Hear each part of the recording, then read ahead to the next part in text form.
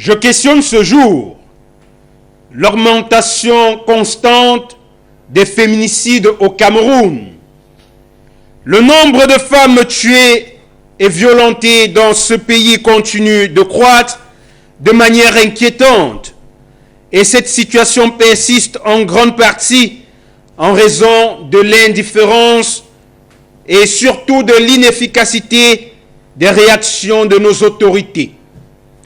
Que font les ministres de la promotion de la femme et de la famille, ainsi que celui des affaires sociales? Quel rôle jouent ces deux ministères au Cameroun, surtout lorsqu'ils semblent indifférents face aux problèmes graves touchant directement les femmes et les familles?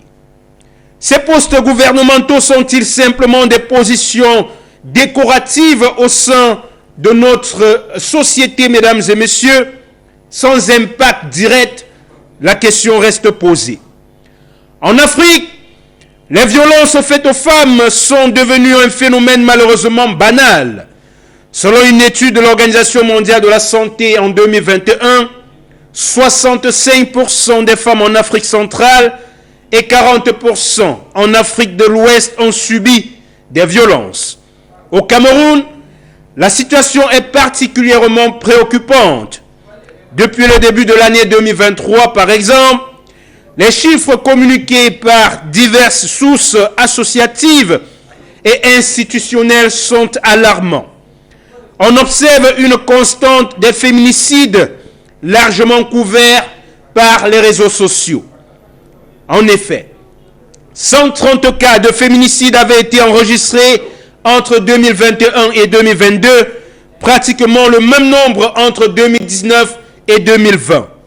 En 2023, plus de 80 cas de féminicide ont été recensés dans les grandes villes et les zones rurales du Cameroun. Selon les associations de défense des droits humains et la société civile, en 2024, 36 cas de féminicide ont été enregistrés au premier semestre de l'année en cours. Il y a donc 3 ans, l'Institut national de la statistique mettait déjà en lumière l'ampleur des violences faites aux femmes sur l'ensemble du territoire camerounais. 13% des femmes avaient été victimes de violences physiques à un moment quelconque de leur vie. 39% des femmes avaient subi des violences physiques depuis l'âge de 15 ans. 7% des femmes enceintes étaient victimes de violences physiques. 12% étaient mariées précocement. 22% des femmes enduraient des violences émotionnelles et psychologiques. Il est également à noter, mesdames et messieurs, que les victimes ont tendance à recourir peu aux services sociaux, préférant souvent solliciter l'aide au sein de leur sphère familiale pour les plus courageuses. Quelles sont donc les raisons qui poussent les victimes à garder le silence face à une violence qui peut les mener à la mort? C'est la grosse interrogation de ce matin.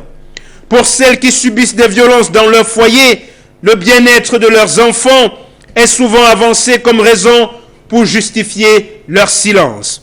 Bien que le Cameroun dispose de la loi qui condamne la violence à l'égard des femmes, leur application reste souvent insuffisante, les ressources limitées, les biais culturels et les lacunes dans la mise en œuvre des politiques contribuent à l'inefficacité du système judiciaire.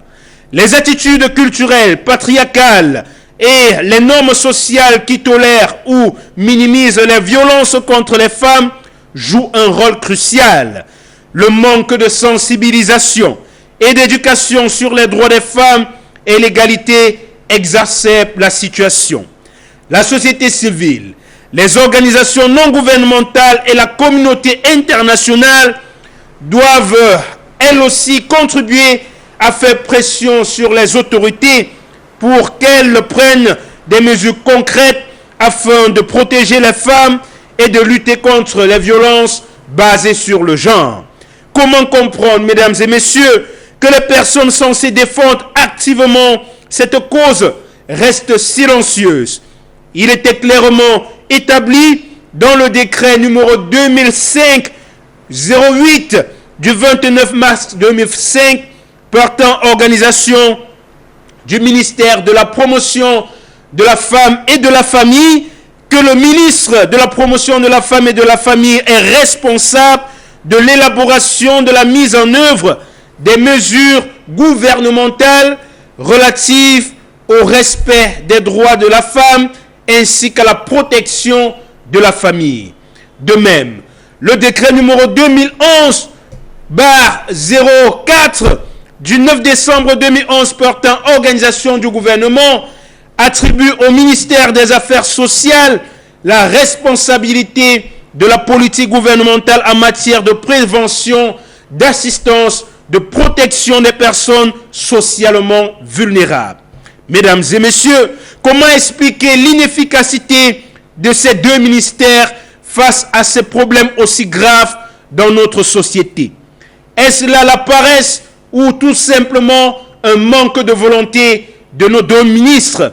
Comment est-il possible que des actes aussi graves passent presque inaperçus ou sont traités avec une telle légèreté? Les femmes sont tuées, mais le silence de nos chers ministres persiste. Les jeunes filles sont torturées, parfois même abusées. Nos chers ministres restent muettes. Les femmes font des avortements clandestins, jettent les restes dans la poubelle et parfois même dans les toilettes. Mais nos chers ministres qui sont des femmes restent indifférentes. Les femmes expriment leur détresse face au coût de la vie, mais leur voix reste inaudible. Finalement, quel est votre point sensible, mesdames les ministres de la promotion de la femme et de la famille et celle des affaires sociales? Cela fait d'autant plus mal de savoir que ce sont des femmes qui occupent, mesdames et messieurs, ces deux postes ministériels. Ça fait mal. À quoi servent finalement vos budgets? On a envie de savoir ce matin. On sait quand même qu'en 2023, le budget du ministère de la promotion de la femme et de la famille s'élevait pratiquement à 9 milliards de francs CFA. Il y a aussi, mesdames et messieurs, que le ministère des Affaires sociales, du moins a plébiscité pour un budget de 20 milliards de francs CFA en 2024. On a bien envie de savoir à quoi vous sert cette enveloppe. Sous nous, mesdames et messieurs, aujourd'hui, on se questionne. Même les femmes qui se trouvent emprisonnées dans nos hôpitaux en raison de factures impayées, on a rarement entendu qu'elles ont bénéficié de l'aide prévue par votre budget, mesdames les ministres. On vous voit souvent à une période très précise de l'année, notamment autour du 8 mars, mais surtout pour choisir les pagnes. On s'interroge. Malheureusement, certaines femmes délaissées en viennent même à des actes extrêmes, prêtes à en découdre avec leur mari, simplement parce qu'ils ont refusé de contribuer à l'achat de ce pagne. C'est vraiment désolant d'en arriver là aujourd'hui. Il est infligeant, mesdames et messieurs, de constater que dans ce pays, la souffrance est devenue la norme, au milieu où les défis des femmes et des familles sont si largement ignorés, et on a bien envie de se demander à qui la faute.